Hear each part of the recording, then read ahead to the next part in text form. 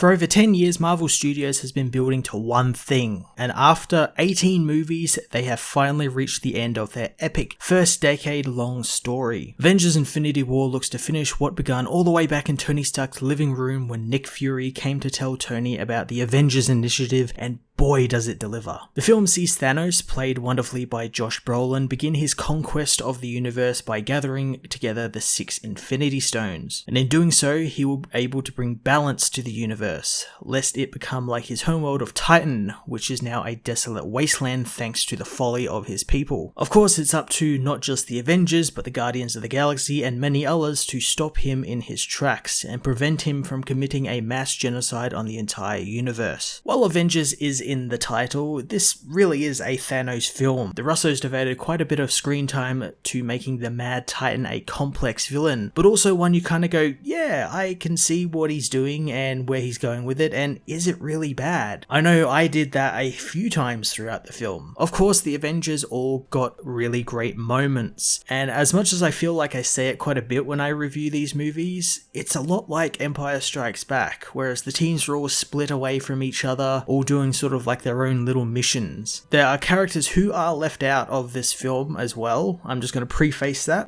Notably Hawkeye and Ant-Man. Hawkeye obviously has been infamous with it since he's now grown into basically a meme. These characters' whereabouts are actually explained in the films and will be addressed in the next film, as well as I guess Ant-Man and the Wasp later on. Everyone brought their A game acting wise to this film, I guess, because for a lot of these actors it's kind of the last time they'll be playing this across these next 2 films. Josh Brolin, my god, he was a fantastic Thanos, and he did that all this really serious dialogue and deep dialogue in spandex CGI suit, which I thought was really funny because I could just imagine being on set seeing that and hard to keep a straight face. Chris Hemsworth also did really well, especially in his early scenes when he meets the Guardians. In fact, all the Chris's did really well in this film. Chris Pratt, Chris Evans, Chris Hemsworth, of course. They all did really well and all brought their A game, as did Robert Downey Jr., who had some really great moments with some other characters in this as well. Zoe Saldana also had a really pivotal role as well, allowing her to have lots of emotional scenes with a number of characters. So now I'm going to talk about spoilers, and there are a fair few, so if you don't want to hear any spoilers, don't want to hear anything that's in spoiler territory, skip towards the end where I finish up and give you my score. And since I did just see the film and I'm still kind of like processing everything, they might be out of order in some sense, but these are spoilers for the movie, so skip ahead, you've been warned, don't complain about it in the comments. So one of the biggest reveals I guess I can talk about is the snap, the infamous Thanos finger snap that he does in the comics, and he does it here in the film, and in doing so he changes the whole universe, wiping out about half the people in the universe. And this doesn't just include just like randoms, this includes Avengers and Guardians. Avengers like Scarlet Witch, Falcon, Black Panther, Doctor Strange, Spider-Man. Literally all of the Guardians get wiped out save for Rocket and Nebula. And it's a really cool scene, especially with the Guardians and everything, because it leaves like Tony, a defeated Tony, a broken Tony on Titan on this desolate moon with Nebula alone, and it's heartbreaking to watch, especially with what just precedes it. And if you're lucky like me, your entire theater will be dead quiet when it happens, and it just adds to the mood and the intensity of it. Another amazing moment is Thanos' journey to the Soul Stone, which is hidden on a planet called Volmir that only Gamora knows the location to, since she found a map to it, burnt the map, and now Thanos is using Nebula as a bargaining chip to get said information from Gamora. Upon arriving, the two meet a very familiar face that we haven't seen in a number of years.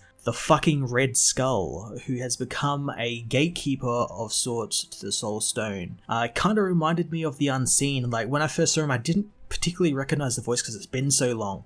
So I thought, oh, is this like the Unseen, like we've just seen in Exiles issue 1? Is that who this is meant to sort of be? And then he pulls the hood down and it's the fucking Red Skull. It looks amazing as well. We also get like a little bit of backstory of him about how the Space Stone teleported him to the planet, and he's been the guardian of that stone ever since, and I'd love to find out more about that. I won't reveal what happens next because it's pretty dramatic and I think people need to actually see it in cinemas for it to sort of have that oomph effect. Thor isn't left out either, and thanks to him getting a new hammer, the Stormbreaker, which is said to be stronger than even Mjolnir and can access the Bifrost. Which is pretty handy since Idris Elba's character of Heimdall and the sword are all destroyed. Along with Loki, who apparently dies at the start of this film, and they make a point at saying like, no, he didn't use any of his tricks or anything, he's fucking dead. They blow the ship he's on up. I won't reveal too many more spoilers because a lot of them are like kind of like shocked and like just happen out of nowhere, or not like out of nowhere in the contents of the movie they happen, but like you get pretty shocked at seeing some of them. Avengers Infinity War is yet another triumph for Marvel Studios. It's also another risk, as I kind of feel a lot of people might be unhappy with some of the choices of this film, especially near the end. I'm really mainly talking about the general audience who probably don't have any preface to the idea of what the Infinity War is, what the Infinity Gauntlet is, and all that sort of stuff. But I'm sure with many comic book fans, they will really enjoy it and like the sort of stuff that is in this film. I know I really did. With this ending their first 10 years, it also begins their next 10, setting the stage for Avengers 4 next year and whatever other risks Marvel Studios sets to make. I'm going to give Avengers Infinity War a 9.5 out of 10.